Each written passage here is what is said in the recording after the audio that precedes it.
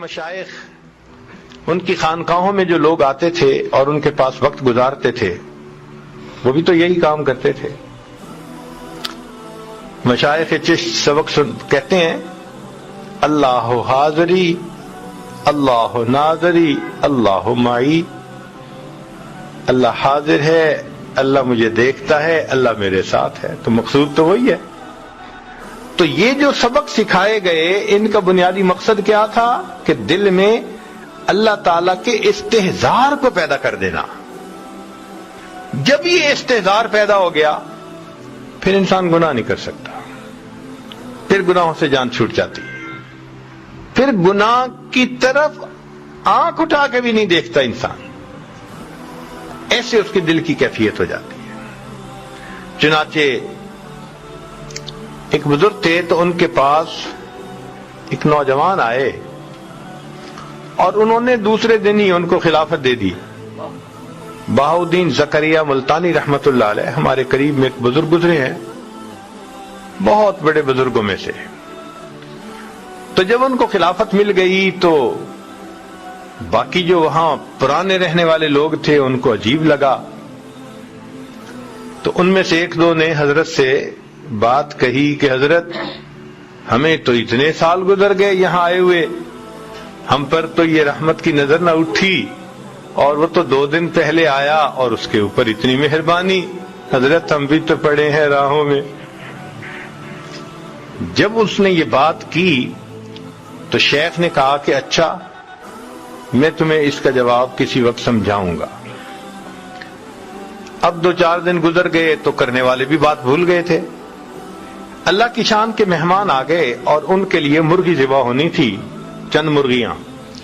تو حضرت نے وہ معترضین جو تھے نا ان کو بلایا اور ان کو مرغی بھی دی اور ان کو چھری بھی دی، اور اس بندے کو بھی دی مرغی اور چھری.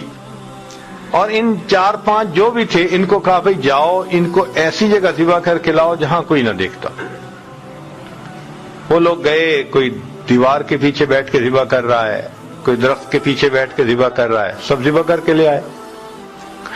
تھوڑی دیر کے بعد وہ نوجوان آیا تو دیکھا کہ مرغی بھی زندہ ہے اور آنکھوں میں آنسو بھی ہے. تو شیخ نے پوچھا کیا ہوا؟ حضرت آپ نے شرط لگائی تھی ایسی جگہ ذبح کرو جہاں کوئی نہ دیکھتا ہو. میں جہاں بھی گیا میرا پروردگار مجھے دیکھ رہا تھا. تو شیخ نے ان لوگوں کو سمجھایا کہ دیکھو اس نوجوان کے قلب کی یہ کیفیت تھی جس وجہ سے اس کو میں نے یہ نعمت جلدی عطا کر دی. تو اس ذکر اور مراقبے کا بنیادی مقصد یہی کہ ایمان مضبوط ہو جائے، پھر انسان کی زندگی گناہوں سے پاک ہو جاتی ہے. آج چونکہ ہم محنت نہیں کر رہے، آج گناہوں کا کرنا بہت آسان بن گیا. اب آپ یہ نہ سوچئے کہ یہ ایمان مل گیا تو بس انسان عورت سے متعلقہ گناہ سے بچ جائے گا. نہیں، سارے گناہوں سے بچ جائے گا. ہر گناہ سے نہ دھوکہ دے گا، نہ جھوٹ بولے گا، نہ کسی کا برا سوچے گا، اس لیے کہ اس کو پتا ہوگا کہ جو میں سوچ رہا ہوں، جو میں کر رہا ہوں، میرا رب مجھے دیکھتا بھی ہے اور جانتا بھی ہے. اللہ اکبر کبیرہ. چنانچہ اللہ کے خوف سے گناہ کو چھوڑ دینا یہ اللہ رب العزت کو بہت پسندیدہ ہے. اور یہ احساس دل میں ہونا کہ مجھے قیامت کے دن جواب دہ ہونا پڑے گا، انسان پھر کوئی ایسا کام نہیں کرتا. کتابوں میں لکھا ہے کہ امیر شاہ ایک علاقے کا بادشاہ گزرا ہے، اس نے تفریح کا پروگرام بنایا کہ میں جنگل میں جاتا ہوں اور شکار کھیلوں گا. اس کے ساتھ پولیس بھی تھی. 3 دن اس کا وہاں سٹے تھا. اب پولیس والوں کو ایک گائے وہاں نظر آئی جو چر رہی تھی، تو انہوں نے دل میں سوچا کہ بھائی کوئی اس کا مالک تو قریب نظر نہیں آتا، تو یہ شاید بغیر مالک والی گائے ہے. انہوں نے اس کو ذبح کر لیا پکڑ کے اور اس کو گوشت بھون کے کھا لیا. وہ گائے تھی ایک بوڑھی عورت کی. جب گائے واپس نہ آئی شام کو تو وہ اپنی کوٹھری سے نکلی، ڈھونڈتے ڈھونڈتے پتہ چلا کہ جی گائے تو پولیس والوں نے کاٹ دی، ذبح کر دی اور کھا بھی لی۔ تو اس نے کہا کہ جی میرا تو گزارا ہوتا تھا اس کے دودھ دہی پہ، اب آپ لوگوں نے اگر ایسا کیا تو مجھے پیسے دے دیں، میں کوئی اور گائے خرید لوں۔ انہوں نے پیسے بھی نہ دیے۔ اس نے کہا اچھا پھر مجھے بادشاہ سے ملاقات کروا دو، میں اس سے پیسے لے لیتی ہوں۔ تو انہوں نے کہا نہیں، ہماری نوکری چلی جائے گی۔ انہوں نے بادشاہ سے بھی نہ ملنے دیا۔ وہ بڑی پریشان کہ اب میں کروں تو کیا کروں۔ کسی سے اس نے مشورہ پوچھا تو انہوں نے مشورہ دیا کہ دیکھو بادشاہ نے 3 دن کے بعد واپس اپنے گھر جانا ہے، اور راستے میں ایک دریا پڑتا ہے اور اس کے اوپر ایک ہی پل ہے، دوسرا کوئی راستہ ہے ہی نہیں، تم وہاں چلی جاؤ۔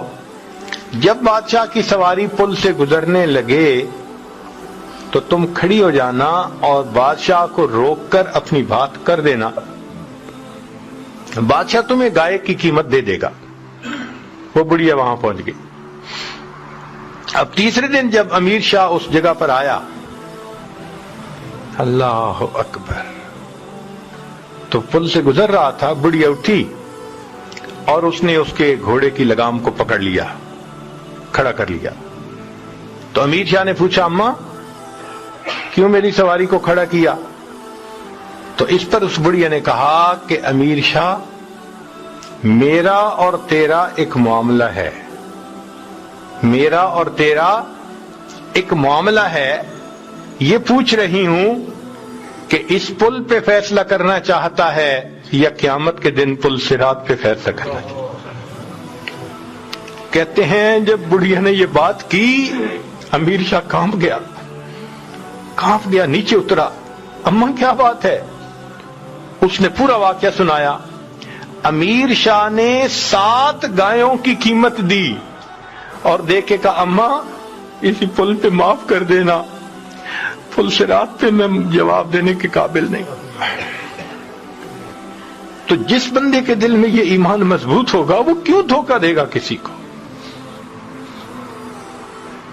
تو اس ایمان کی مضبوطی کا اثر پوری زندگی میں آتا ہے، کسی ایک چیز میں نہیں آتا، ہر کام میں یہی کیفیت ہوتی ہے اس کی۔